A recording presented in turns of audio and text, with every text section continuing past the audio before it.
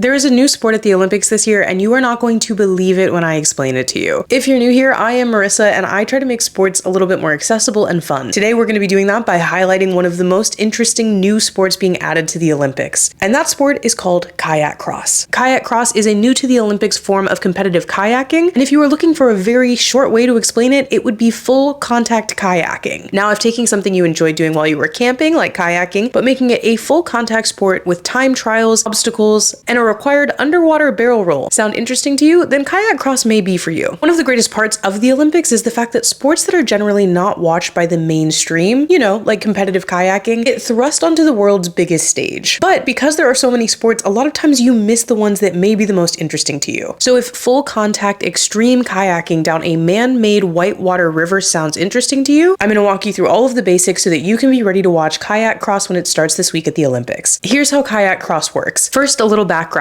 While Kayak Cross is new to the Olympics, canoe and kayak slalom have been a part of the Olympics for the last 50 years. Before this year's Olympics, we only had 4 events: men's canoe single, men's kayak single, women's canoe single, and women's kayak single. But this year we are adding in Kayak Cross for both men and women. Now, all 3 disciplines of these sports happen in the same type of arena. You've probably seen clips of this man-made river, which has a number of obstacles and a large current. But Kayak Cross is a little bit different. There are 4 athletes that compete in each race, and while they do start inside the kayak, they do not start on water. These 4 athletes start in their kayaks on a platform 2 meters above the ground. They are then launched into the river and begin their sprint race against each other. Now, if you thought being launched headfirst into a river with 3 other competitors wasn't scary enough, don't worry, there are other parts to this race. All 4 of these competitors must complete the course that is in front of them. Now, on this course, there are 2 different types of buoys that come into play. These green ones are the simpler ones where they just need to get through them. However, while that does sound simple, you should remember that they are fighting through an extreme current here, and they have to keep complete control of their kayak while also dealing with the other 3 competitors on the river. Now, these red ones are even more complicated because the athletes need to do a full circle around them, which means that they are in fact fighting against the current to get themselves around in a circle. And that all sounds great, right? But remember at the beginning of this video, I told you Kayak Cross is a contact sport. That means if you'd like, you can use your paddle to keep your competitor out of the way. You can, in fact, run your boat into your competitor's boat to slow them down or move them in a different direction. You can also use your paddle to push that boat. The only rule is that you may not ram into the other person's body. So while you can T-bone another kayak or go for a fender bender, you cannot reach your paddle out and smack the guy in the face, which, maybe we should think about it. A couple of other rules: both hands must be on the paddle at all times. You can't use the paddle to keep your competitor from moving forward. So while you can push their boat or try to get around them, you can't obviously stick your paddle into their seat and pull them back, or push your paddle in front of the nose of their kayak, for example, and push them backwards. Paddles, of course, can't have any sharp edges, and those paddles, by the way, are double blade paddles. So you have a paddle on both sides of the pole. Now, here is my favorite part of this sport, and also probably the part that if you've been listening to me explain this and you've been like, maybe I could do Kayak Cross, maybe the thing that changes your mind. Because on the course, every athlete must do a 360 barrel roll underwater. Yeah, I'm not kidding. In this sport, when they reach this yellow horizontal pole on the course, they must flip their bodies and kayak 360 degrees, fully submerging themselves underwater. And then, of course, coming back up and finishing the race. This one for me is where I lost all dreams of ever trying to compete in this sport. I feel like with the Olympics, every time I watch, I'm like, oh, maybe I should become a world-class gymnast. Maybe I should have taken basketball a little bit more seriously.